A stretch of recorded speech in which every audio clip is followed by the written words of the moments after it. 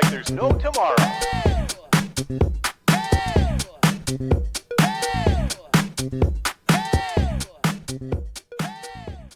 ملي كنقول التمرين أنشطة يعني من تنقل، الحركة، السمع، إبصار، تفكير، أي نشاط في الجسم يعتمد على الطاقة.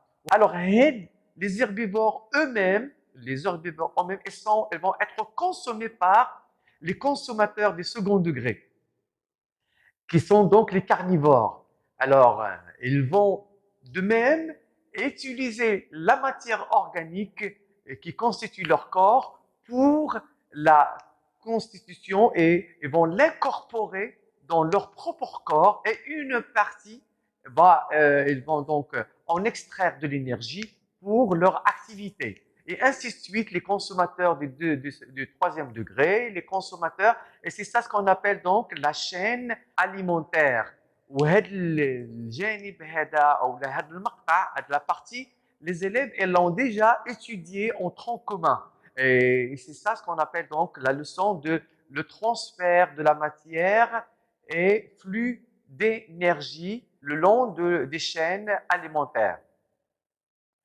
Alors maintenant, comment les êtres vivants vont profiter de cette matière organique? Bien sûr, اول شيء وهو ان هذه الماده العضويه اللي عندكم تما بين معقوفتين، ديما كنرمز لها بين معقوفتين، واللي كتكون عموما من الكربون والهيدروجين والاكسجين. Elle va être digérée dans le tube digestif، يعني سوف يتم عمليه هضمها في الجهاز الهضمي et il va la transformer en nutriments. هذه عمليه الهضم اللي كتكون ميكانيكيه وكيميائيه، والتلاميذ راهم فايتين سبق لهم شافوا هذا المقطع او هذا الجزء من الهضم في السنه التاسعه. يعني كيحولوها الى مواد قيت. هذه المواد القيت اللي كتنتقل الى البلازما بعمليه امتصاص المعوي، كتنتقل الى البلازما ويتم توزيعها على كل الخلايا. Elle va être donc distribuée pour toutes les cellules. Alors ماذا يوجد في هذا البلازما من مواد قيت؟ يعني المادة القيت المهمة وهي le glucose. Alors, la matière organique qui va être digérée, en grande partie, il va être transformé en glucose. Et هذه المادة الجلوكوز اللي هي كنعتبروها المستقلب الكيميائي أو العضوي الذي يتم استعماله بطريقة مباشرة من طرف جميع الخلايا، اللي هو كيمثل المادة العضوية واللي كيحتوي على الطاقة المخزنة في الروابط. Alors, je vais donc, le glucose, il va entrer dans les cellules en tant que métabolite organique. بالإضافة إلى الجلوكوز، الخلايا كتستقبل كذلك من الدم ثنائي الأكسجين، يعني le dioxygène. Alors, ces deux éléments, la matière organique et le dioxygène, pour que la cellule en profite de cette énergie emmagasinée dans ce glucose, la seule solution pour elle, c'est de casser ces liaisons pour faire libérer cette énergie. يعني كي خاصها هي مضطرة باش أنها تهدم هذيك الروابط، لأن هذه الروابط هي تخزن ماذا؟ تخزن الطاقة الكيميائية. Ce phénomène, ou bien le mécanisme par lequel il va extraire, donc c'est la dégradation، أو هذا ما يستفسر عليه بهدم المادة العضوية. وهذا الهدم هذا اللي غيحول لي المادة العضوية من جديد إلى ثنائي أكسيد الكربون وجزيئة الماء. Alors, si vous voyez donc la réaction globale qui s'effectue donc à l'intérieur des cellules de tous les organismes vivants, donc il y a le glucose زائد ثنائي الأكسجين اللي غيخضع إلى مجموعة من التفاعلات المتسلسلة، لأنه ما كاينش على تفاعل واحد، وهذا اللي غنشوفوه من بعد، اللي غيحول لي الجلوكوز غيهدموا لي إلى عناصر معدنيه كما كانت في بدايه الامر في الاول اللي امتصتها النباتات يحولها الى CO2 et le glucose. Mais là c'est très important. مع تحرير طاقه تشوفوا j'ai mentionné là en EN تحرير هذه الطاقه الهائله qui est une énergie sous forme d'une grande chaleur. وغادي نعطيكم هنا واحد المثال باش نديروا واحد المقارنه. الوغ الا عرفتوا العمليه اللي كتتم ديال احتراق الفحم في المجمر تسوار. المجمر تعرفون المجمر هو اللي كنديروا فيه ديك الاداه اللي كنديروا فيها الفحم في عمليه الاحتراق. عمليه الاحتراق التي تتم بوجود الاكسجين هي عمليه هدم هذه الروابط التي ذكرنا سابقا التي تجمع ما بين الكربون وما بين الهيدروجين وما بين الاكسجين. لماذا؟ لان الفحم هو عباره عن نباتات، هو مكون للنباتات وهو كذلك ماده عضويه. اذا فعمليه الاحتراق ديالو تؤدي الى هدم هذه الروابط وتحرير هذه الطاقه على شكل حراره قويه جدا، على شكل نار. وانتم تعرفون يعني القيمه ديال الطاقه اللي كاينه في النار، يعني شي حاجه كبيره جدا. هذه هي العمليه التي تتم تماما داخل الخلايا. ولكن السؤال اللي بطرح الان غادي تسولوني اغلبيه التلاميذ غيطيح في الذهن ديالهم، هل يتم فعلا تحرير هذه النار وهذه الطاقه الهائله في الخلايا؟ هنا يتساءلوا ولماذا لا يتم احتراق هذه الخلايا؟ هنا سبحان الله سوف يعني هذه المسألة سوف تحل على واحد الإبداع إلهي، أن هذه الطاقة cette énergie énorme qui va être dégagée lors de la dégradation de la matière organique, et ici précisément le glucose, elle va être absorbée à nouveau ما تنتشرش في الجسم بشكل كلي. elle va être absorbée par une autre molécule qui s'appelle l'ATP. Alors là, c'est très important d'ouvrir une parenthèse pour comprendre cette réaction de la réabsorption ou bien de l'emmagasinement à nouveau de cette énergie libérée sous forme d'une molécule qui s'appelle l'ATP, et à partir de maintenant, on va l'appeler la molécule énergétique.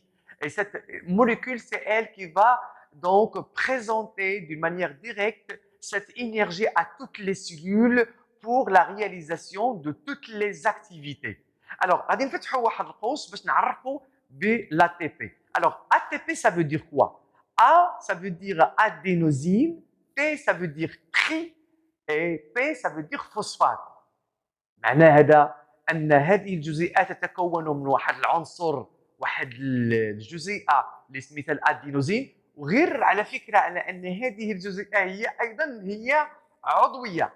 علاش؟ لأنها كتكون من une association de carbone et de l'hydrogène. وحنا قلنا أي مادة فيها في نفس الوقت الكربون والهيدروجين فهي تصنف على أنها عضوية. هذه الجزيئة عندها ارتباط بثلاثة مجموعات أو le groupement phosphate P, liaison P, liaison P. OK?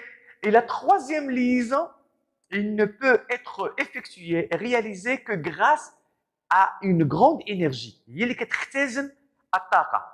غادي نشوفوا باش نفهموا أكثر، غادي نشوفوا l'ADP ça veut dire quoi? ADP ça veut dire adénosine diphosphate. Di ça veut dire deux phosphates.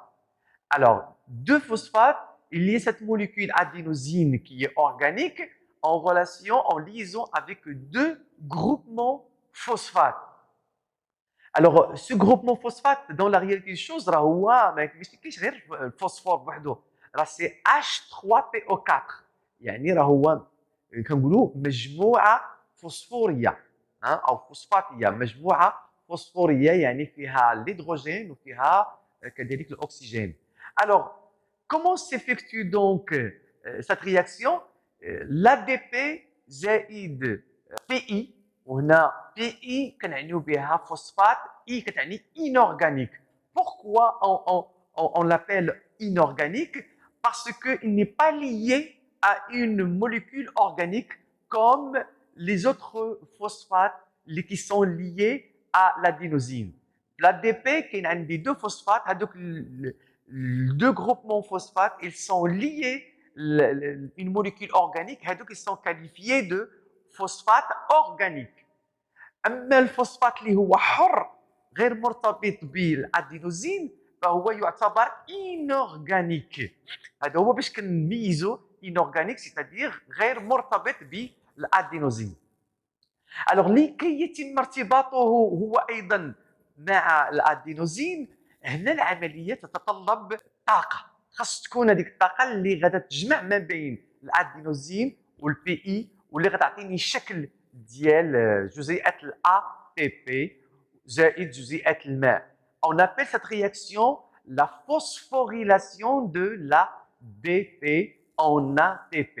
يعني بالعربية فسفرت ال ADP إلى ATP. وبهذه الطريقة الطاقة التي سوف يتم تحريرها انطلاقا أو بعملية أثناء عملية هدم الجليكوز سوف يتم تخزينها مجددا في ال ATP تفاديا لعملية الاحتراق. C'est-à-dire pour éviter que les cellules se consument de l'intérieur باش ما يتمش الاحتراق ديالهم. Alors maintenant ال ATP التي سوف يتم تركيبها من طبيعة الحال يتم توظيفها من طرف الخلايا في كل الأنشطة.